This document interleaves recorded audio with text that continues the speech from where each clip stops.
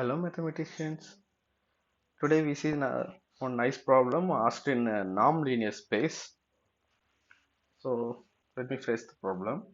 Let we denote the vector space of all polynomials over R of degree less than or equal to n. Okay. So then which of the following defines a norm? Okay, that is a question.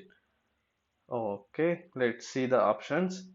So first they have given a norm p square equal to, so we are evaluating the point 1 at p, then take the modulus and take square plus etc plus p of n plus 1 the whole square.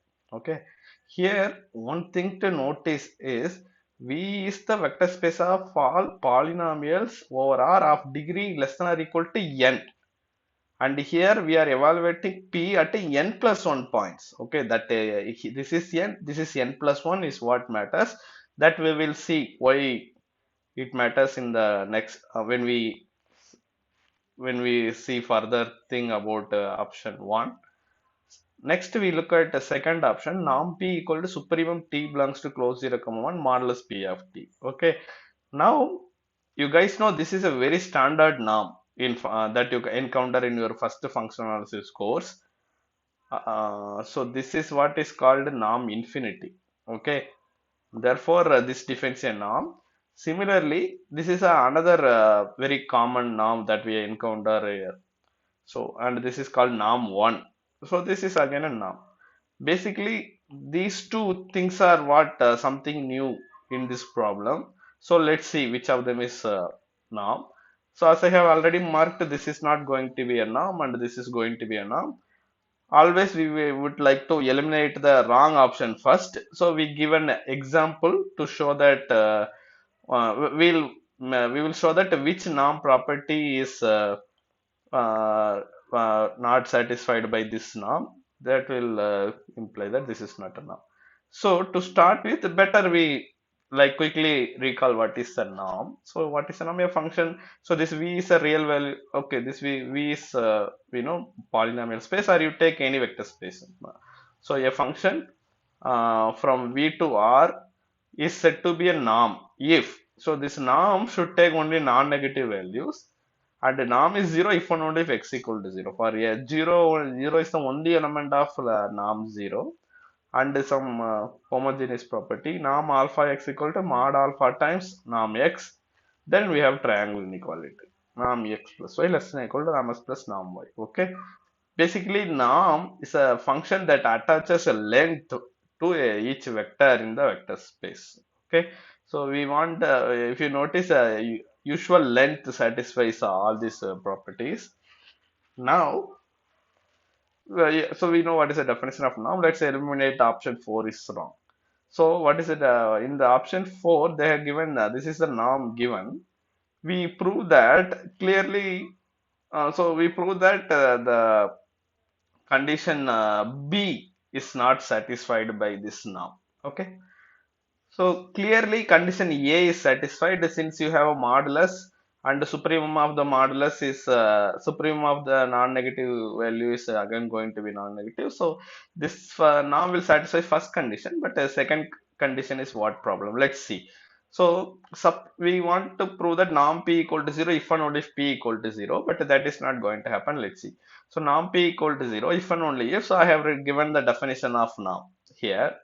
So the definition of norm in the fourth option is this is the definition. Note there is a p prime derivative is there. That is a thing. So supremum of non-negative values is 0.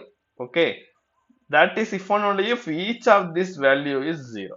Okay, so these are all non-negative numbers, and the maximum of non-negative numbers is 0, means that each of this number has to be 0. So we get modulus of p prime of t equal to 0 for all t belongs to close 0 comma 1. Okay, if and only if. So now modulus is 0 if and only if the number itself has to be 0. So p prime of t equal to 0 for all t belongs to close 0 comma 1. So now this polynomial has derivative 0 at every point in close 0 comma 1.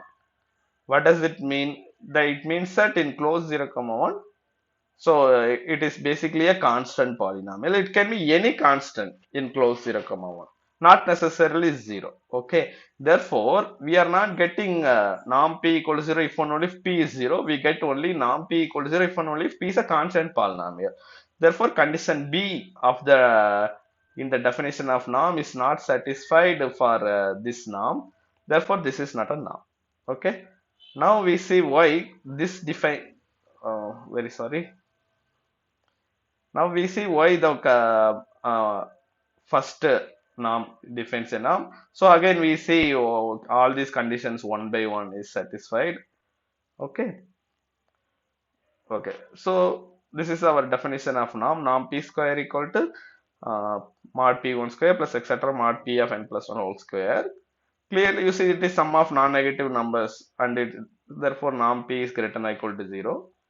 Now if you notice norm p is you have to take the square root of this value. If you just want norm p, so norm p equal to 0 if and only if square root of this value equal to 0. Again, if and only if square root of some value is 0 means the number itself has to be 0. Okay, now this is sum of non-negative numbers. Okay, sum of non-negative numbers equal to 0 if and only if each of this number is 0. So we get the p of then each of actually we get a modulus of p of I square equal to 0 for each I, but then modulus of pi square equal to 0 means the number itself is 0. So we get p of I equal to 0 for all I equal to I lies between 1 to n plus 1. Okay. Now here is some tricky thing is happening. P is a polynomial of degree at most n. Okay. So I have written the result here. Let f and g are, I'm sorry, let f and g are two polynomials of degree n over some field. Here we take R. If two polynomials f of x and g of x, uh, if f of x equal to g of x for n plus 1 distinct real numbers, okay, both of them are polynomial of degree n, and these two polynomials agreeing on n plus 1 distinct real numbers, then f of x has to be identically equal to g of x. Okay, this is a result, and I mean, some very simple algebraic argument is there. Give it a try. It is you just take it agrees on n plus 1 points and use some derivative techniques. You can prove that f and g should be identical.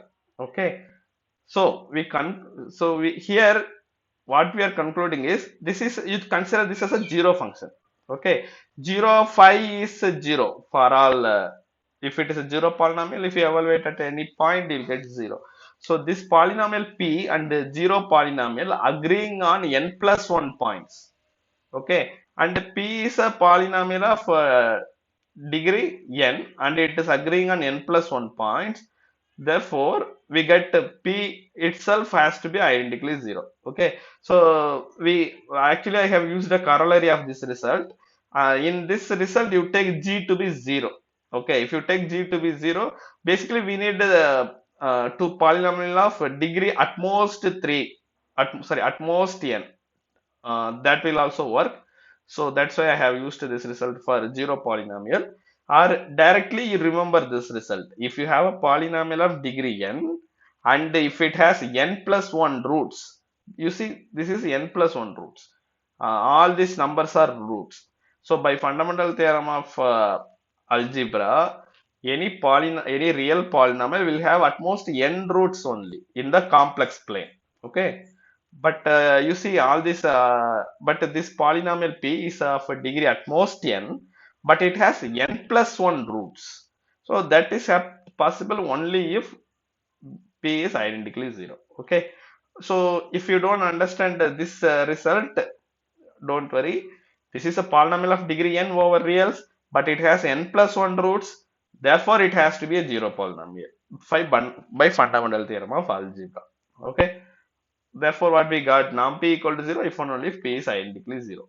So next we see this homogeneous property.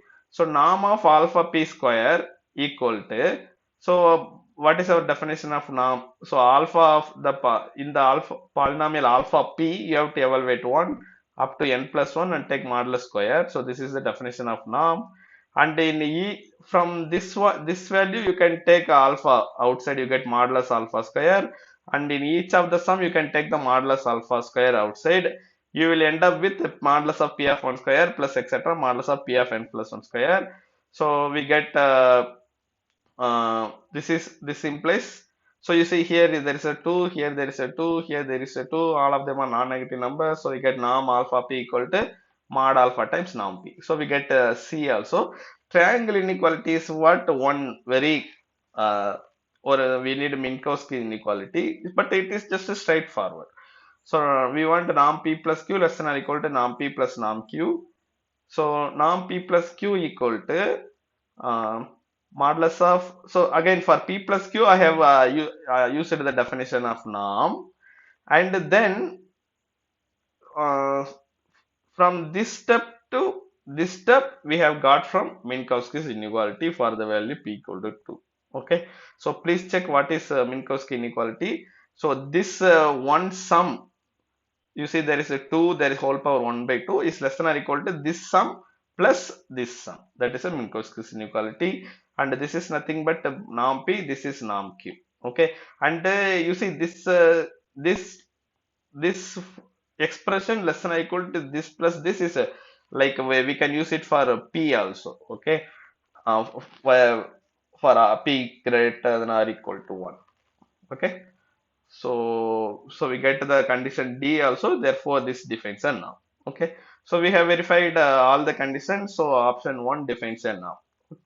Okay, so we have verified all the options. So this norm involves very small minor calculations only, but it is little tricky. You always need to remember, like for example, here we got constant function. Here we need to use the result from result fundamental theorem of algebra. Such a tricks you need to remember.